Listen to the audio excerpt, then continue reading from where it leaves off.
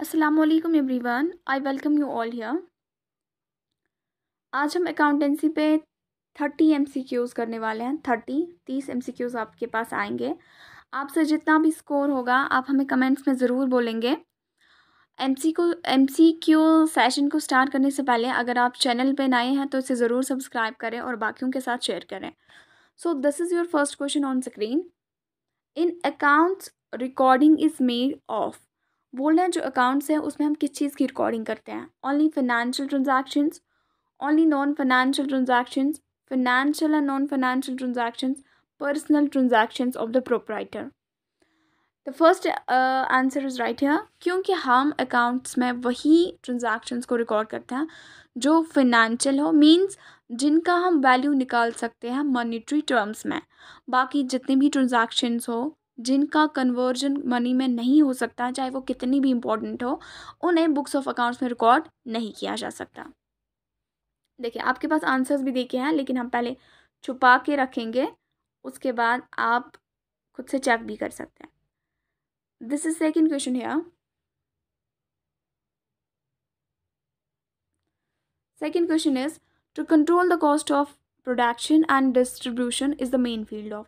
अगर आपको कंट्रोल करना होगा कॉस्ट को, कॉस्ट ऑफ प्रोडक्शन को या डिस्ट्रीब्यूशन को, ये किसका मेन फील्ड है? देखें जो अकाउंटेंसी है ना, जितना एडवांसमेंट दुनिया में हो रहा है ना, उतना अकाउंटिंग के ब्रांच में डेवलपमेंट हो रही है। जैसे पहले खाली फाइनेंशियल अकाउंटिंग थी, आहिस्ता आहिस्ता कॉस्ट अकाउंटिंग आ गई, और आहिस्ता आहिस्ता मैनेजमेंट अकाउंटिंग आ गई, और टैक्सेशन अकाउंटिंग आ गई। वैसे जितना बढ़ेगा उतना अकाउंट्स के ब्रांचेस भी बढ़ेंगे, because the world is so dynamic. अब जानता है बिजनेस किस हद तक पहुंच गया। पूरी वर्ल्ड में एक कंपनी एमएनसीज बिजनेस करती हैं। तो अगर आपको कॉस्ट ऑफ प्रोडक्शन को कंट्रोल करना होगा या डिस्ट्रीब्यूशन को, ये किसका मेन फील्ड रहेगा? क्या फाइनेंशियल अकाउंटिंग का, कॉस्ट अकाउंटिंग का, कि ऑडिटिंग का? देखिए फाइनेंशियल अकाउंटिंग का मेन मकसद होता है प्रॉफिट लॉस को देखना, बैलेंस शीट को देखना, फाइनेंशियल पोजीशंस को चेक करना। कॉस्ट अकाउंटिंग का काम रहता है वो कॉस्ट ऑफ प्रोडक्शन को देखें, डिस्ट्रीब्यूशन को देखें, ताकि हम कॉस्ट कंट्रोल पे आए। क्वालिटी को हमें रखना है, क्वालिटी को बराबर रखना है। हमें जो वेस्टेज होता है इसमें, उस पर ज़्यादा ध्यान दिया जाता है। जो आइडल टाइम गुजरता है उस पर ध्यान देते हैं, ताकि हम कॉस्ट को कंट्रोल करें और हमारा प्रॉफिट बढ़ जाए, और अल्टीमेटली हमारा फिर इम्प्रूव ही होगा ना, प्रॉफिट बढ़ जाएगा। So this is cost accounting here, right answer. Next question is on your screen. Internal users of accounting information are। accounting information के internal users कौन है? देखें जो accounting information है ना, इसके internal users भी होता है, external users भी होता है। इंटरनल यूज़र्स वो यूज़र्स हो गए जो इसके अंदर ही काम करते हो, जो विथ टच हो बिज़नेस के साथ, जिनका डायरेक्ट कनेक्शन हो बिज़नेस के साथ, चाहे वो इसके ओनर्स हो, चाहे वो इसकी मैनेजिंग बॉडी हो, चाहे इसका अंदर वाला कोई काम वाला बंदा हो। आया समझ में? जो एक्सटर्नल हो, जो इनडायरेक्टली अकाउंटिंग की इंफॉर्मेशन मतलब लेना चाहते हैं किसी पर्पस के लिए, उन्हें बोलते हैं आउटसाइडर्स। हाँ, आउटसाइडर्स अकाउंटिंग इंफॉर्मेशन के यूज़र्स या एक्सटर्नल। तो आपको इंटरनल पूछा है, क्रेडिटर्स देखिए ये बाहर होते हैं, ये कंपनी के अंदर नहीं होते हैं। पोटेंशियल इन्वेस्टर्स, ये भी मतलब इनको इन्वेस्ट करना, ये पोटेंशियल, अभी इनको पोटेंशियल इन्वेस्टर्स वो होते हैं जो चाहते हैं इस बिज़नेस में इन्वेस्ट करना, जिनके पास पैसा होता है वो बिज़नेस में लगाने के लिए तैयार होता है, लेकिन अभी उन्होंने नहीं लगाया होता, अभी वो फाइनेंशियल पोजीशंस को चेक करेंगे फिर वो इसमें लगाएंगे। The right answer is managers. Managers directly business के साथ इन टच हैं, सो ये इसके इंटरनल यूजर्स यहाँ पे हो गए। Next question is here, cash goods और assets invested by the proprietor in the business for earning profit is called. अगर कैश या गुड्स या एसेट्स इन्वेस्ट करेगा, प्रोप्राइटर होता है ओनर ऑफ द बिजनेस, अगर वो करेगा बिजनेस में इन्वेस्ट, क्यों करता है कोई बंदा किसी चीज़ में इन्वेस्ट? कल आप कोई शॉप खोलेंगे, कोई मॉल खोलेंगे, क्यों? ताकि पैसा कमाए, प्रॉफिट कमाए। तो उस चीज़ को क्या बोलते हैं? उस चीज़ को कैपिटल बोलते हैं, ये आप सब जानते हैं। Next question is here, which of the following is not a limitations of accounting. देखिए, हर चीज़ में जहाँ एडवांटेज होती है वहाँ उसकी लिमिटेशंस भी रहती है। आपको पूछा गया है यहाँ पे कौन सी अकाउंटिंग की लिमिटेशन नहीं है, वो एक आपको बोलनी नहीं है, नहीं है कि आपको बात करनी है। देखिए, बेस्ड ऑन अकाउंटिंग कन्वेंशंस, ये अकाउंटिंग कन्वेंशंस पे बेस्ड हैं, ये वन ऑफ द लिमिटेशंस हैं। क्योंकि कुछ कस्टमरी चीज़ें होती हैं जिन्हें किसी जगह फॉलो किया जाता है, किसी जगह नहीं किया जाता है, so this goes with the limitation. Evidence in legal matters, अगर हम देखेंगे, अगर हम अकाउंटिंग करते हैं, वोचर्स को मेंटेन करते हैं, उनके बेसिस पे, उन सोर्स के बेसिस पे हम अकाउंटिंग को रिकॉर्ड करते हैं, ट्रांजैक्शंस को रिकॉर्ड करते हैं, वो हमारा एविडेंस बनता है लीगल मैटर्स में। अगर कल को किसी कस्टमर ने हमें कोर्ट में केस किया, कंपनी को कोर्ट में केस किया, वो वोचर्स दिखा सकती, देखो मैंने इसको, इसने पैसे दिए थे, हमने इसको माल दिया था, या हमने, हमारे पास कोई प्रॉपर्टी है, ये कोई फ्रॉड की प्रॉपर्टी नहीं है, हमने इसमें पेमेंट किया है, या हमारे पास टैक्स की लेबलिटी थी गवर्नमेंट की ओर, हमने वो भी पे किया। हर एक वोचर रहता है, इससे लीगल मैटर्स में आपको हेल्प रहता है।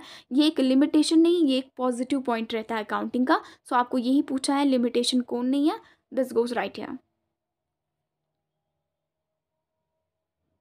आपसे पूछा गया है the Pioneer of accounting is, कौन है पॉइनियर ऑफ अकाउंटिंग, किसे माना जाता है? हाँ, Arthur Fieldhouse, Gitman, William Pickles, Luca पेसोली।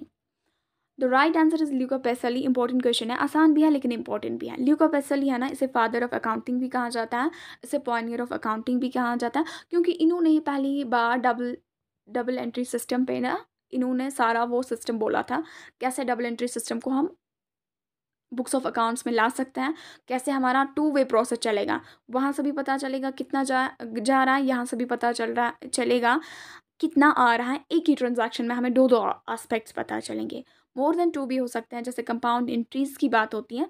So pioneer is Luca Pacioli, option D is right here.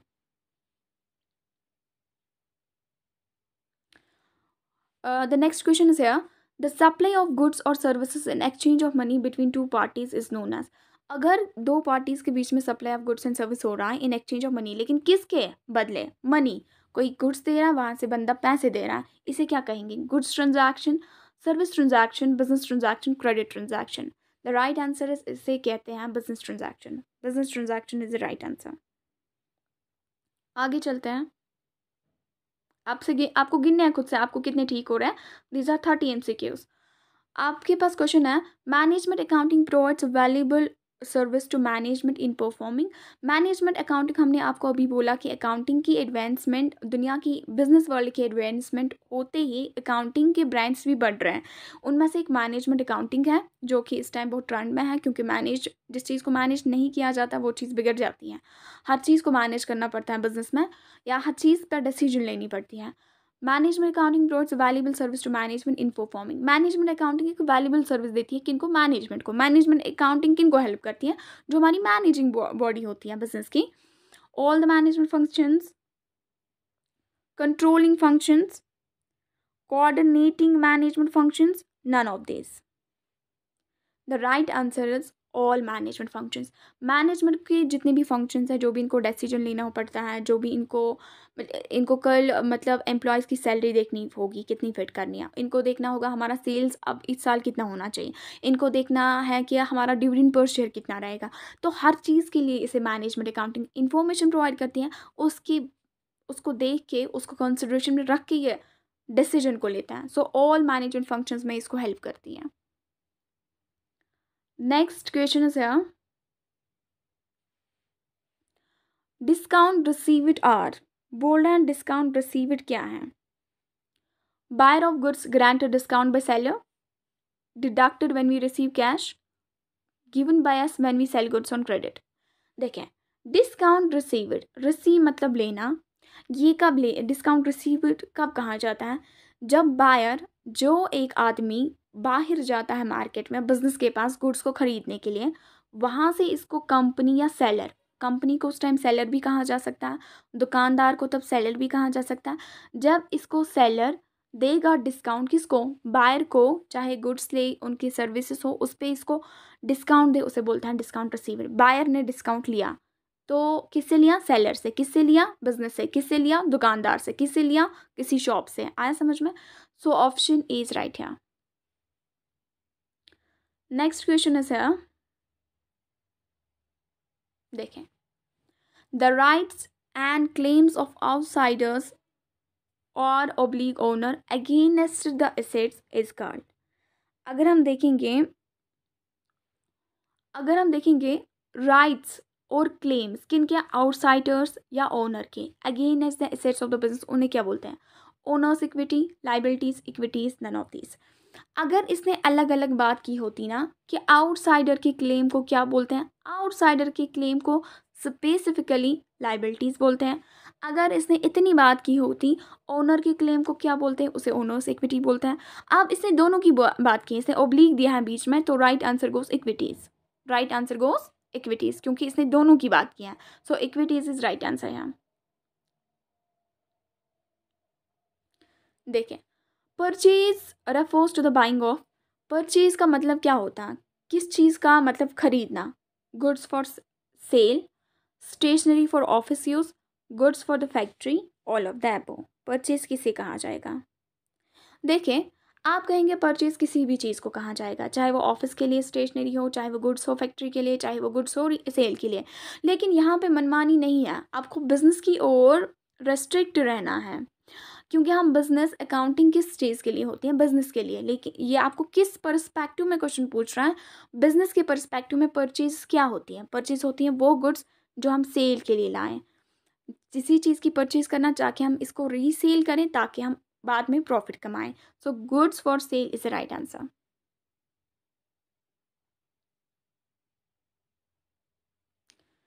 Question is here, the unsold merchandise of business on a particular day is called.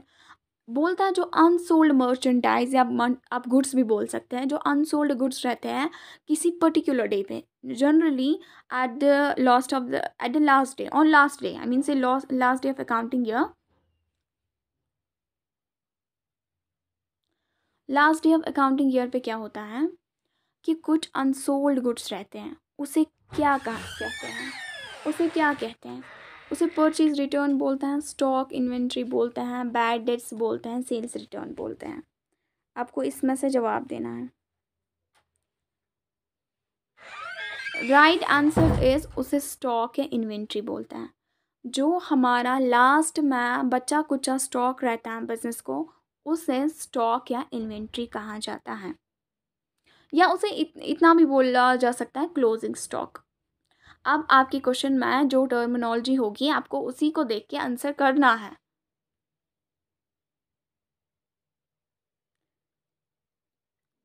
देखें, the liability arising from the purchase of goods on credit is called. Liability arise हो जाएगी, अगर liability arise हो जाएगी from the purchase of goods on credit is called, उसे क्या बोलते हैं? Creditors, accounts receivable, loan, payable expenses. अगर आपने purchase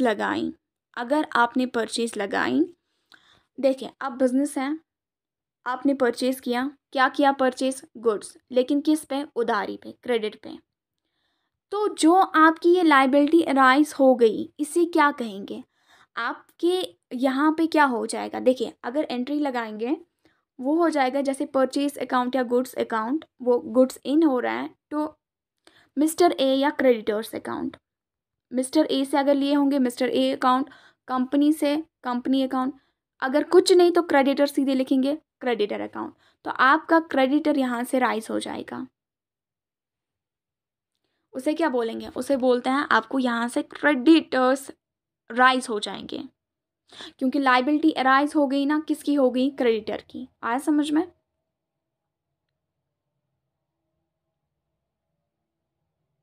question is, book keeping is, क्या बुक कीपिंग आर्ट है, साइंस है? And art and science both, none of this. Book keeping दोनों है, आर्ट भी है साइंस भी है। आर्ट क्या होता है? कोई स्पेशल स्किल होता है किसी के पास, वो उसे करता है। बुक कीपिंग हर एक की बात बस की बात नहीं है, जिसमें ये स्किल होगा वही इसको कर पाएगा, मीन जिसको ये नॉलेज होगी वही ये कर पाएगा। दूसरी बात, ये साइंस क्यों है? साइंस में कुछ फंडामेंटल प्रिंसिपल्स होती हैं जिस पे ये चलती हैं। तो हमारी अकाउंटिंग के भी फंडामेंटल प्रिंसिपल्स हैं, जैसे business entity concept, money measurement concept है जिसे दुनिया में कोई भी कंट्री वायलेट नहीं कर सकती है। उस हिसाब से आपको अकाउंटिंग को करना ही पड़ेगा। मीन्स इनकी वैलिडिटी पूरी दुनिया में है। सो ये साइंस भी, इसमें साइंस का भी एस्पेक्ट रहता है, आर्ट का भी एस्पेक्ट रहता है।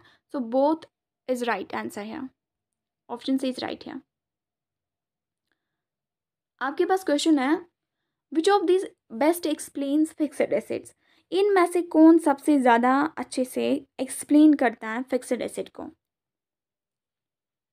देखें, are brought to be used in the business.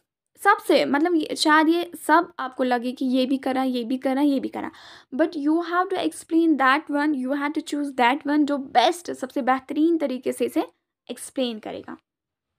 Are brought to be use in the business, ये भी सच है। Are expense items brought for the business, expense ही होता है, एक्सपेंडिचर असल में होता है, चलो एक्सपेंस भी ले सकते हैं।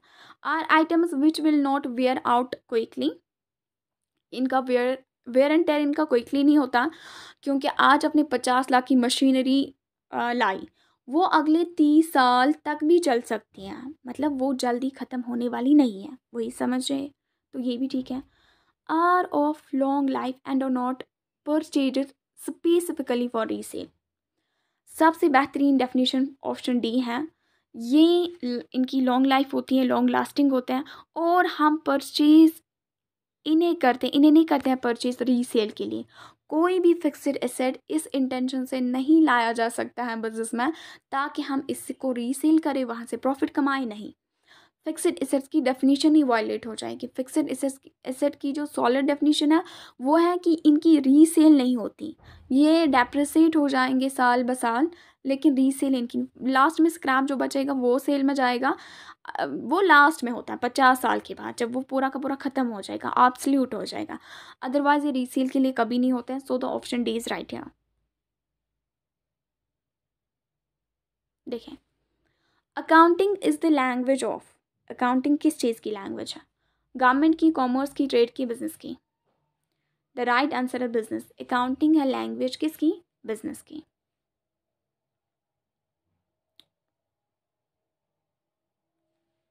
Question is, which is the last step of accounting as a process of information. आप जानते हैं अकाउंटिंग खुद एक इंफॉर्मेशन है, लास्ट में इंफॉर्मेशन ही प्रोवाइड करती है पूरी दुनिया को कि बिजनेस का हाल क्या है। तो इसका लास्ट स्टेप क्या है? Recording economic events in the books of accounts, क्या ये लास्ट स्टेप है? प्रिपरेशन ऑफ फाइनल, इन चारों में से आपको लास्ट स्टेप देखना है। Preparation of financial statements, communication of information, analysis and interpretation of information. देखिए, अकाउंटिंग साइकिल आपको पता ही होगा। आइडेंटिफाइंग होती है, रिकॉर्डिंग होती है, क्लासिफाइंग होती है, समराइजिंग होती है, एनालाइजिंग होती है, इंटरप्रेटिंग होती है, फिर कम्युनिकेटिंग होती है। लास्ट में जब सारा प्रोसेस हो जाता है, हम कम्युनिकेट करते हैं इंटरनल वर्ल्ड को भी। इंटरनल वर्ल्ड मीन्स जो बिजनेस के साथ टच, इन डायरेक्टली टच में, आउटसाइड वर्ल्ड को भी, जो दूसरे लोग हैं जो बिज़नेस के बारे में इंटरेस्ट रखते हैं, देखना चाहते हैं बिज़नेस कहाँ पहुँची है, हम इसके साथ बिज़नेस करते हैं, हम इसके साथ डीलिंग करते हैं, that goes with the outside world. So right answer is option C. Option C is right here. Question is here, question है आपके पास, use of common unit of measurement and common format for reporting promotes. आप बोलें, अगर हम एक common unit of measurement रखते हैं, जैसे हम, कोई दिल्ली से है वहाँ पे बिज़नेस कर रहा है, कोई गुजरात से है वहाँ से बिज़नेस कर रहा है, कोई बॉम्बे से है वहाँ पे बिज़नेस कर रहा है, हर जगह एक रुपये में कन्वर्ट होते हैं सब कुछ ट्रांजैक्शंस। इतना कॉस्ट है चेयर का, 500 तो 500 लिख लिया, मशीन का 50 लाख तो 50 लाख लिख लिया। मीन्स हर जगह समझ आता है 50 रुपये क्या, गुजरात के बंदे को भी वही समझ आता है 50 रुपये वही है, वही दिल्ली का बंदा भी समझता है 50 रुपये क्या होता है, इसमें डिफ्रेंशिएट नहीं हो रहा है ना। मीन्स एक कॉमन मेजर यूनिट है। और कॉमन फॉर्मेट हम दिखाते हैं, जैसे फाइनेंशियल स्टेटमेंट्स में अपने स्टैंडर्ड्स हैं, अपने कन्वेंशंस हैं, उसके हिसाब से, अपनी फाइनेंशियल रिपोर्टिंग स्टैंडर्ड से, उसके हिसाब से कॉमन फॉर्मेट रहता है, हम कैसे किसको किस चीज़ के साथ डील करें। उससे प्रमोट क्या हो जाता है? Comparability, understandability, relevance, reliability. The right answer is comparability. देखिए, अगर कोई दिल्ली में बिजनेस कर रहा है, हाँ, हार्डवेयर का बिजनेस कर रहा है, कोई कोई कहाँ पे है, मुंबई में या महाराष्ट्र में या किसी और जगह तमिलनाडु में, वहाँ पे भी हार्डवेयर का बिजनेस हो रहा है, जब कॉमन फॉर्मेट होगा, कॉमन मेजरिंग यूनिट होगा, इसका भी वही बिजनेस है, इसका भी वही बिजनेस है, आप इनको कंपैरिजन कर सकते हैं कि इन दोनों में से कौन सबसे ज़्यादा अच्छा जा सकता है, कौन अच्छा जा रहा है, उसी के हिसाब से आप अपनी इन्वेस्टमेंट लगाएंगे। आया समझ में? Comparability is the right answer.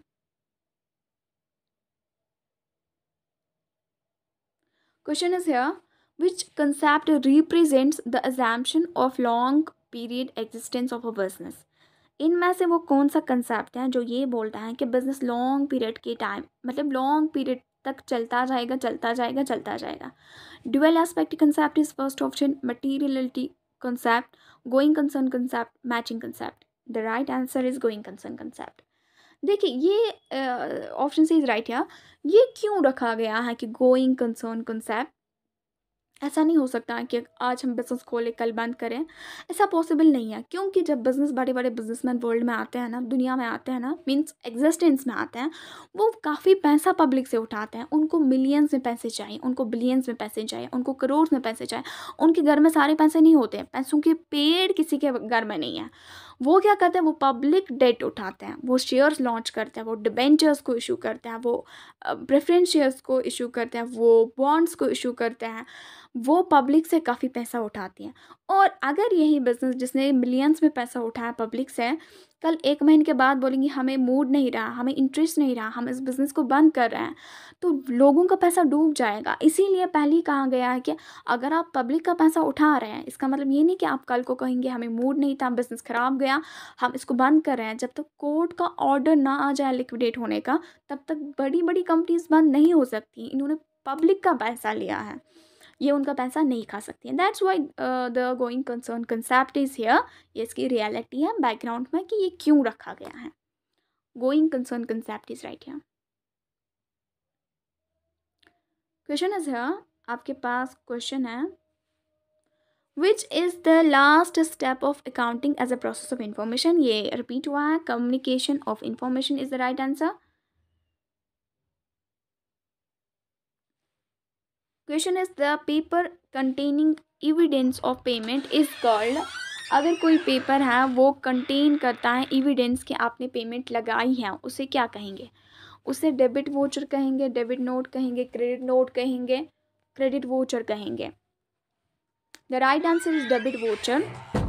क्योंकि आपने पेमेंट लगाई, डेबिट द रिसीवर, वो रिसीवर बन जाएगा, आप उसे डेबिट वोचर ही थमाएंगे हाथ में कि हाँ हमने पेमेंट की है और ये एविडेंस रहेगी। बाकी डेबिट नोट, क्रेडिट नोट, ये परचेज रिटर्न और सेल्स रिटर्न के टाइम पे जाता है। हाँ, और क्रेडिट वोचर कब आता है? जब आप रिसीव करेंगे पेमेंट को, आप देंगे उसको थमा के। क्रेडिट वोचर मीन्स आप गिवर रहे इस पैसे को देने में। डेबिट वोचर इज राइट है। Question is, the debts which are to be repaid within a short period or a year or less or referred as. वो कर्जे जो आपको within a short period, 1 साल के अंदर अंदर ही, या 1 साल के अंदर अंदर, या 1 साल तक भी आपको पे करने, उन्हें क्या बोलेंगे? Current liabilities, fixed liabilities, contingent liabilities. उन्हें बोलते हैं करंट लाइबिलिटीज़। क्या बोलते हैं? Current liability. जो 1 साल से ज़्यादा टाइम के बाद हमें पे करनी होगी, उन्हें बोलते हैं फिक्स्ड लाइबिलिटीज़। और कॉन्टिंजेंट लाइबिलिटीज़ वो होती है जिनका पता नहीं ये होगी भी कि नहीं होगी। केस, बिज़नेस को किसी कस्टमर ने कोर्ट में केस किया है, वो बोल रहा है बिज़नेस ने फ्रॉड किया, बिज़नेस बोल रहा है मैंने फ्रॉड नहीं किया। तो अगर बिज़नेस के हक़ में ये आया कि आपने फ्रॉड किया है, बिज़नेस को पेनल्टी देनी है, जैसे 5,000, 10,000। और अगर बिज़नेस के फेवर में अच्छा गया कि बिज़नेस ने फ्रॉड नहीं किया, तो लाइबिलिटी नहीं आएगी, पेनल्टी नहीं देनी है। वो होती है contingent liabilities. But here is the question, आपको लेस पीरियड टाइम में कौन सी लाइबिलिटी पे करनी होती है? That's current liabilities. ओके, यहाँ पे क्वेश्चन है, the term expense and expenditure are, क्या ये सेम है, डिफरेंट है, अपोजिट है? None of this. एक्सपेंस और एक्सपेंडिचर डिफरेंट है, ये सेम नहीं है, ये अपोजिट नहीं है, ये डिफरेंट है। हाँ, सेम और डिफरेंट लॉजिकल वर्ड्स हैं यहाँ पे, ये डिफरेंट है। एक्सपेंस होता है जो आप रेगुलरली करें ताकि आप रेवेन्यू कमाएं, जैसे आप सैलरीज दे रहे हैं, रेंट दे रहे हैं, इलेक्ट्रिक चार्जेस दे रहे हैं, आपकी फैक्ट्री रन हो रही है डे बाय डे, हर दिन रन हो रही है ताकि आप रेवेन्यू को कमाएं। एक्सपेंडिचर यूजुअली क्या होता है, एक्सपेंडिचर यूजुअली हम लेते हैं जब कोई हम फिक्स्ड एसेट खरीदते हैं, आपने फर्नीचर खरीद लिया, आपने कोई और चीज़ खरीद ली, तो वो आपका एक्सपेंडिचर है। देखें, question is Dipti wants to buy a building for her business today. आज एक लड़की है, वो लेना चाहती हैं अपनी बिजनेस के लिए एक बिल्डिंग, क्योंकि बिजनेस में ही कोई घर तो होना चाहिए, घर इन द सेंस कंपनी होनी चाहिए, ऊपर छत होनी चाहिए जिसमें आप बिजनेस करेंगे। Which of the following is the relevant data for his decision. इसके डिसीजन के लिए कौन सा रेलिवेंट डेटा है? 4 ऑप्शन हैं। Similar business acquired the required building on in 2000 for rupees this much 10 lakh. Building cost in 2003. Building cost details of 1998. Similar building cost in August 2005. 25 lakh. देखें, the right answer is similar business. देखिए, building cost 2003 में क्या cost है किसी building का ये पता नहीं, कौन सी बिल्डिंग है ये तो आएगा नहीं। बिल्डिंग कॉस्टिंग डिटेल्स 1998 ये भी पता नहीं है, ये कौन सी बिल्डिंग है, कोई भी बिल्डिंग हो सकती है, ये भी नहीं है। अब फर्स्ट एंड डी ऑप्शन में हमें टाई है, कौन सा आएगा? देखिए, अगर फर्स्ट ऑप्शन देखेंगे ना, similar business acquired the required building in 2000 for 10 lakh. जो सिमिलर बिजनेस है ना, इसी जो इसको बिजनेस करना है, जैसे इसे हार्डवेयर का बिजनेस करना, वो बिजनेस वाला भी हार्डवेयर का ही करता है। और जितना ये सोच रही है मैं करूँगी, शायद वो भी उतना ही कराएं, लेकिन हमें सिमिलर बिजनेस के साथ मायने हैं। Similar business is the key point है। वो भी यही बिजनेस करता है जो दीप्ति को करना है, और उसने भी बिल्डिंग ली है 2000 में 10 लाख की। यहाँ पे है सिमिलर बिजनेस, डी ऑप्शन में है सिमिलर बिल्डिंग। सिमिलर बिल्डिंग, लेकिन ये सिमिलर बिजनेस की बात नहीं है, सिमिलर बिजनेस की बात नहीं है। सो यहाँ पे ऑप्शन डी नहीं आएगा, ऑप्शन ए इज एक्यूरेट है, क्योंकि इसी टाइप के बिजनेस ने, सिमिलर जो बिल्कुल यही काम करता है, उसने 2000 में बिल्डिंग ली थी इसी कारोबार के लिए, और इसका कॉस्ट ये है, इसके लिए यही इंफॉर्मेशन रेलिवेंट है। ऑप्शन ए इज राइट है। देखिए, next question is accounting provides data और इंफॉर्मेशन ऑन। अकाउंटिंग किस रिलेटेड डेटा इंफॉर्मेशन देती है? इनकम और and cost of managers, financial condition of the institution, company's tax liability for a particular year, all of them is right answer। accounting इन सब के बारे में information देती है। Question is if a trial balance totals do not agree, the difference must be entered in।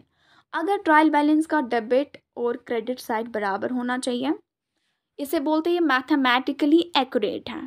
पूरा accurate नहीं कह सकते क्योंकि कुछ गड़बड़ी हो जाएगी। कैपिटल एक्सपेंडिचर को रेवेन्यू एक्सपेंडिचर लिया, रेवेन्यू एक्सपेंडिचर को कैपिटल एक्सपेंडिचर लिया, वो ट्रायल बैलेंस डिस्क्लोज नहीं कर पाता है, वो इसका ड्रॉबैक है। लेकिन इतना हम कह सकते हैं कि अगर ये इक्वल आए डेबिट और क्रेडिट, ये मैथमेटिकली करेक्ट है। तो अगर ये अब बोला, अगर ये एग्री नहीं हो रहा है, मीन्स ये बराबर नहीं आ रहे हैं, हम डिफरेंस कहाँ पे एंटर करेंगे? प्रॉफिट लॉस अकाउंट में, नॉमिनल अकाउंट में, कैपिटल अकाउंट में, सस्पेंस अकाउंट में। The right answer is suspense account. Option D is right here, option D. हम सस्पेंस अकाउंट खोलते हैं, जब तक वो रेक्टिफाई ना वो एरर हो जाए, तब तक सस्पेंस अकाउंट में ही वो रह जाती है वो बैलेंस। जब वो ठीक हो जाएगी, उस सस्पेंस अकाउंट को क्लोज किया जाता है।